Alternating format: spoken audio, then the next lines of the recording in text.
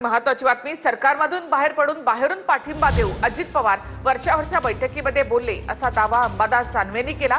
दादांनी वर्षावरच्या भूमिकेमुळे पार्थ पवारांना वाचवलं जातंय। पार्थ पवार जमीन प्रकरणावरून अंबादास दानवे यांनी हा दावा केला, तर दानवे खोटं बोलतायत, मी स्वतः वर्षावर होतो असं म्हणत चंद्रशेखर बावनकुळेंनी दानवेंचे आरोप फेटाळले। बरोबर, कारण परवा शरद पवारांची प्रतिक्रिया दिली ती अतिशय बोलकी आहे। शरद पवार साहेबांनी की फडणवीसांनाच विचारा की पार्थला कसं वाचवूच शकत नाही ना, त्याच्यात याच्या डायरेक्ट मुख्यमंत्री रोल केल्याशिवाय याच्यात पार्थ पवार वाचूच शकत नाही।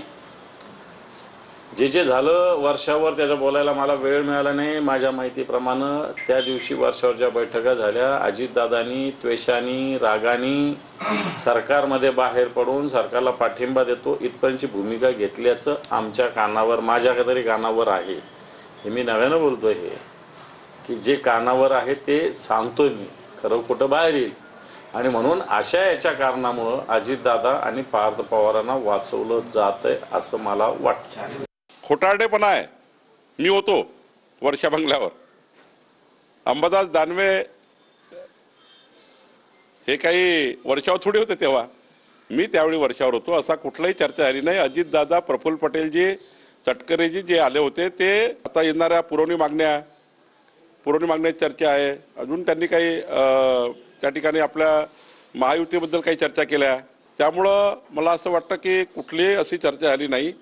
केवळ अजितदादा आपल्या एक पुरवणी मागण्याची काही चर्चा आणि काही चर्चा पॉलिटिकल याच्याकरता आले होते। जसे सत्तेमध्ये राहिलेले भारतीय जनता पक्षाचा पहिला आघात उद्धव ठाकरेवर झाला, आता या तिघांच्या पक्षामध्ये पहिला आघात हा होऊ शकतं अजित पवारांच्या राष्ट्रवादीवर होईल। आणि आपणच राष्ट्रवादीला बाहेर पडायसाठी, आम्ही ढकललं नाही तुम्हाला, तुम्हीच पडलात खड्ड्यात, हे सुद्धा महाराष्ट्राच्या पुढे दाखवलं जाईल। आज नाही तर उद्या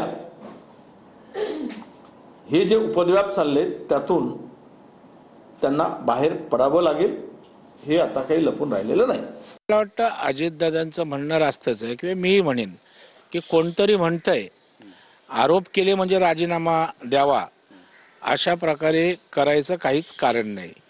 आणि त्याच्यामुळं मला वाटतं आरोप झाले म्हणजे राजीनामा द्या, नाही तर आरोप सिद्ध व्हायला लागतात आणि त्यावेळेला मग तशा प्रकारची मागणी करता येईल। त्याच्यामुळं लगेच अजितदादांनी राजीनामा द्यायला पाहिजे अशा प्रकारची मागणी ही घाईची होते। अजितदादाच या संदर्भामध्ये योग्य तो निर्णय त्या ठिकाणी घेण्यास सक्षम आहेत, परंतु आरोप झाला म्हणून राजीनामा देणं हे काही मला योग्य वाटत नाही। सत्तेसाठीच अजित पवार जे आहेत, सत्तेसाठी आणि कारवाई होऊ नये म्हणूनच या दोन कारणाकरताच ते सत्तेत सहभागी झालेले आहे। त्यामुळे सत्ता सोडून त्यांना करमणार नाही, सत्तेशिवाय त्यांना राहता येणार नाही। त्यामुळे मला वाटत नाही एवढी ते हिंमत करतील। पण दादांचा या प्रकरणाशी कुठलाही संबंध नाही। राजीनाम्याचा विषय कोणाच्या डोक्यातून आवई आली मला माहीत नाही, तो कुठेही अजिबात संमोदी नाही। अजित पवार यांच्या सुपुत्राच्या खिशाला चटका बसणार नाही याची जबाबदारी मेवाभाऊंनी बावनकुळेंना दिली अशी टीका अंबादास दानवेंनी केली। बावनकुळे यांची भूमिका चुकीची आहे, पार्थ पवारांना भाजप वाचवेल असंही दानवे म्हणाले। तर मुद्रांक अधिकाऱ्यांनी दिलेली 42 कोटींची नोटीस योग्य असल्याचं बावनकुळे म्हणाले। सरकारी जागेचा व्यवहार जो आहे तो या नोटीसमधनं जे काही 42 कोटी येणार आहे ते नेमके कशाचे आहे हे मला तपासावं लागेल, कारण आपण व्यवहार रद्द करतोय। व्यवहार रद्द करताना 42 कोटी काय घ्यायचे याची मला तपासावं लागेल आणि त्यांनी काय दिली हे चेक करावं लागेल। बावनकुळे साहेबांनी जी काही भूमिका घेतलेली अतिशय चूक आहे। पार्थ पवार, अजित पवार सोडून द्या, ओव्हरऑल सामाजिक दृष्टीनं ही सगळी जर अशा पद्धतीनं त्यांचं भूमिका असेल तर ती चुकीची ठरेल आणि याच्यात भारतीय जनता पार्टी पूर्णपणे पार्थ पवारला वाचवते। दोन्ही नियम जे आहे, केंद्रीय नियम आणि राज्याचा नियम, मुद्रांक नियम, यानुसार व्यवहाराला स्टॅम्प ड्युटी घ्यावी लागते। व्यवहार 300 कोटीचा आहे, 300 कोटीला 21 कोटी आणि रिकन्व्हेन्स वापस घेण्याकरता 21 कोटी अशी 42 कोटीची नोटीस आमच्या मुद्रांक अधिकाऱ्यांनी दिलेली नोटीस योग्य आहे। आणि महत्त्वाची बातमी, राष्ट्रवादीच्या स्टार प्रचारकांची यादी आता जाहीर करण्यात आलेली आहे। स्टार प्रचारक यादीमध्ये अमोल मिटकरी यांना स्थान देण्यात आलेलं आहे. तर रुपाली ठोंबरे पाटलांचं नाव मात्र स्टार प्रचारक यादीमधून सुद्धा वगळण्यात आलेलं आहे. रुपाली चाकणकर यांचं नाव मात्र स्टार प्रचारक यादीमध्ये आहे. सूरज चव्हाण यांचंही नाव स्टार प्रचारक यादीत आहे. तर राष्ट्रवादीच्या स्टार प्रचारकांची यादी जाहीर करण्यात आली. त्यामध्ये अजित पवार, प्रफुल्ल पटेल, सुनील तटकरे, हसन मुश्रीफ, धनंजय मुंडे हे स्टार प्रचारक यादीमध्ये आहेत. नरहरे झिरवाळ, कोकाटे, बाबासाहेब पाटील, मकरंद जाधव पाटील यांची नावं स्टार प्रचारक यादीमध्ये आहेत. दत्तात्रय भरणे, अण्णा बनसोडे, अदिती तटकरे, रुपाली चाकणकर हे देखील यादीमध्ये आहेत. अमोल मिटकरी, अनिकेत तटकरे, सना मलिक, समीर भुजबळ यांचं देखील नाव यादीमध्ये आहे. तर अजित पवार यांनी धनंजय मुंडेंना पाठीशी घालू नये असं जरांगे पाटील यांनी म्हटलं. अजितदादांनी पांघरुण घालू नये असं जरांगे म्हणतायत. 2029ला वाईट करेन जरांगेंचा अजित पवार आणि धनंजय मुंडे यांना हा इशारा आहे. तपासणीला पाठवायचं अजितदादाने.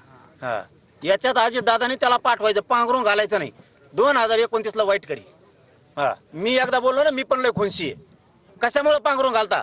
झालं की महादेव मुंडेच्या टायमाला, झालं की त्यांच्या टायमाला, संतोष भाईच्या टायमा सुद्धा तेच झालं. बार तेच माझा घातपात ते करतोय आणि तुम्ही त्याला समजता. 2029ला पश्चाताप येईल, कारण तुम्ही 2000 आत्ता झालेली 24ची निवडणूक आठवा. तुमची किती तोंडाचं पाणी पळालं होतं. मी बोल ना अजितदादा मीडियात, तुम्ही कसे पळत होतात आणि कोणाला पळीत होतात, किती इंडिकेटर लागल निवडून यायच्या टायमाला. साखरपुड्यातल्या कपड्यांवरून इंदोरीकर महाराजांची मुलगी ट्रोल झाली आणि त्यानंतर इंदोरीकर महाराज हे उद्विग्न झालेत. इंदोरीकरांनी कीर्तनच बंद करण्याचा विचार केलेला आहे. माझ्यापर्यंत ठीक होतं, पण ट्रोलर्स आता कुटुंबापर्यंत आल्याची खंत त्यांनी बोलून दाखवली आहे.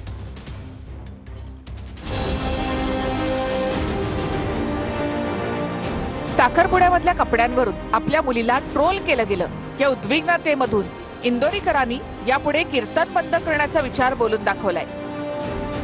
माझ्यापर्यंत ठीक होतं, पण ट्रोलर्स आता कुटुंबापर्यंत आल्याची खंत त्यांनी बोलून दाखवली. काही दिवसांपूर्वी इंदोरीकरांच्या मुलीचा साखरपुडा पार पडला. त्यावेळी कीर्तनातून लोकांना साध्या लग्नाचे उपदेश देणाऱ्या इंदोरीकरांनी स्वतःच्या मुलीचे लग्न मात्र थाटामाटात केल्याची काहींनी टीका केली. मात्र ते सहन न झाल्यामुळे येत्या 2-3 दिवसात पेटा खाली ठेवून कीर्तन बंद करणार असं इंदोरीकर यांनी म्हटलं. मी आता काटाळू मारा, मी जवळजवळ आता 2-3 दिवसात टाकणार एक क्लिप आणि थांबून घेणार आहे. आता बस झाली 31 वर्ष लोकांच्या शिव्या खाऊन आयुष्यात सगळं चांगलंच केलं. कुटुंबापर्यंत गेल्यावर त्याच्यात मजा नाही आणि याची अक्कल इंदुरीकरलाच आली पाहिजे. त्याने कीर्तनं बंदच केली पाहिजे. आता कमेंट करणारे लोक बोलायला लागले, आता इंदुरीकरने फेटा ठेवून द्यावा, त्याचं त्याने चांगलं सांगावं. इंदोरीकरांची कन्या ज्ञानेश्वरी देशमुख हिचा साखरपुडा जुन्नरमधले साहिल चिलप यांच्याशी झाला. काही दिवसांपूर्वी संगमनेरमध्ये दोघांची रथावरून मिरवणूक काढली गेली. त्या सगळ्या सोहळ्याचे फोटो सोशल मीडियामध्ये व्हायरल झाल्यावर इंदोरीकर ट्रोल झाले. आता लोक इतके खाली गेलेत की माझ्या मुलीच्या अंगात कपडे कसे याच्यावर लोकांची कमेंट्स आहे. याच्यापेक्षा काय वाईट पाहिजे? मला द्यावं घोडे, तुम्ही मला घोडे लावा, माझा पिंड गेलाय. माझ्या मुलाचा मुलीचा काय दोष आहे? पण ह्या कॅमेरेवाल्यांनी 8 दिवसात माझं जगणं मुश्किल करून टाकलं. मला लग्न होत नाही, पत्नी मिळवून द्या, तुमचे उपकार विसरणार नाही असं पत्र अकोल्यामधील तरुणानं थेट शरद पवार यांना पाठवलं. ग्रामीण भागातील मुलांचं लग्नाचं वय झालं तरी मुलगी मिळत नसल्याची गंभीर समस्या समोर येते. दिवसेंदिवस माझं वय वाढत असल्यानं भविष्यात माझं लग्न होणार नाही आणि मी एकटाच राहीन. माझ्या जीवनाचा विचार करून मला नवीन साथीदार पत्नी आपल्या मार्फत मिळवून द्यावी. संसाराचा उदरनिर्वाह चांगल्या तऱ्हेनं करू शकेन. पुढील आयुष्य गुण्या गोविंदानं जगू शकेन. मला कोणत्याही समाजाची मुलगी मिळाल्यास मी लग्न करण्यास तयार आहे. मुलीच्या माहेरी सुद्धा जाण्यास तयार आहे. मुलीच्या घरी चांगल्या तऱ्हेनं काम करेन याची हमी देतो. मला जीवनदान द्यावं. तुमचे उपकार मी जीवनभर विसरणार नाही. मी 3 ते 4 म्हणजे मुली बघितल्या, पण त्यांच्या सर्वांच्या घरचं असं म्हणणं आलं की आम्ही तुला कळवतो म्हणून. आणि त्या कळवत म्हणजे सांगण्यात माझे 2 वर्ष तसेच चालले गेलेले आहेत. म्हणून माझं कसं 34-35 वय होत आहे, अधिक 1-2 वर्ष गेले तर माझं लग्न होणारच नाही. म्हणून मी पवार साहेबांना माझ्या लग्नाची विनंती केली. मला माहित आहे की पवार साहेब त्याच्यावर काही ना काही तोडगा जरूर काढणार. अकोला येथे एका तरुणाने हे पत्र पवार साहेबांना दिलं आणि हे पत्र मग पवार साहेबांनी दुसऱ्या दिवशी आमची पक्षाची मिटिंग होती, जे प्रमुख लोक होते महाराष्ट्रातले, त्यांच्यासमोर हे पत्र जयंत पाटलांच्या हातात दिलं, त्यांना ते वाचायला लावलं. आणि आज ग्रामीण भागामध्ये मुलांना मुली मिळत नाही, कारण की असं आहे की मुलींच्या अपेक्षा वाढलेल्या आहेत आणि अपेक्षा वाढल्यामुळे साहजिक शिक्षण घेतल्यामुळे त्या मुली शहरात येतात आणि मग त्यांना शहरातली मुलं पाहिजे, कारण की ग्रामीण भागामध्ये बेरोजगाराची अतिशय मोठी समस्या आहे. आणि म्हणून बिचाऱ्या त्या मुलांनी मोठ्या आशेने पवार साहेबांनी पत्र दिलं. पवार साहेबांनी सांगितलं की या मुलांनी आपल्याला विनंती केली आहे, काही याच्यासाठी प्रयत्न करता आले तर करा तुम्ही. ठाकरेंचा सेवक तोच मुंबईचा नगरसेवक, मनसेची ही बॅनरबाजी होती. बॅनरच्या माध्यमातून भाजप आणि शिंदेच्या सेनेला डिवचण्याचा प्रयत्न होता. शिवसेना भवन परिसरामधील बॅनर यशवंत किल्लेदार यांनी स्वतः काढली. मनसेच्या बॅनरवरून भाजपच्या चित्रा वाघ यांनी ही टीका केली आहे. ही जी काही लाईन आहे, या लाईन मधून नेमकं त्यांना काय सुचवायचं होतं हेच कळलं नाही आणि ह्या लाईन मधून चुकीचा मेसेज जाण्याची शक्यता आहे. आणि ही लाईन न आवडल्यामुळे आम्ही हा बॅनर काढलेला आहे. परंतु पक्षाची एक शिस्त देखील असते. पक्षाच्या शिस्तीमध्ये ह्या गोष्टी बसतात नाही बसतात हे त्यांनी पक्षाच्या वरिष्ठांना विचारून ह्या गोष्टी करायला हव्या. ज्या केल्या नाहीत तर ही शिस्त जी आहे ते शिस्तभंगाची कारवाई म्हणून हा बॅनर काढण्यात आलेला आहे. मुळामध्ये माझा शाखा प्रमुख, त्याला मी विचारल्यानंतर तो म्हणाला इथे आपलं कोणाचाही काही संबंध नाही, हा कोणीतरी खोडकळपणा केलेला आहे. शेवटी कुठलाही निर्णय हा पक्षप्रमुख देत असतो आणि प्रत्येकाला वाटतं असं व्हावं असं व्हावं असं व्हावं, तर ते काय वावगं नाहीत आणि मी या गोष्टीला फारसं का महत्त्व देत नाही. दादरमध्ये शिवसेना भवनासमोर मोठाले बॅनर लावले होते. काय लिहिलं होतं त्याच्यावर? ठाकरेंचा सेवक तोच नगरसेवक. हा प्रकार म्हणजे लोकशाहीवर उघड निर्लज्ज असा प्रहार आहे. मुजरा कर तेव्हाच पद मिळेल, ही कोणती मानसिकता आहे? माध्यमांवर बातमी दिसताच म्हणे चुकून बॅनरवर छापलं म्हणून आता ते बॅनर उतरवले. पण त्यातून यांची खरी मानसिकता चुकून का होईना बाहेर आली एवढंच.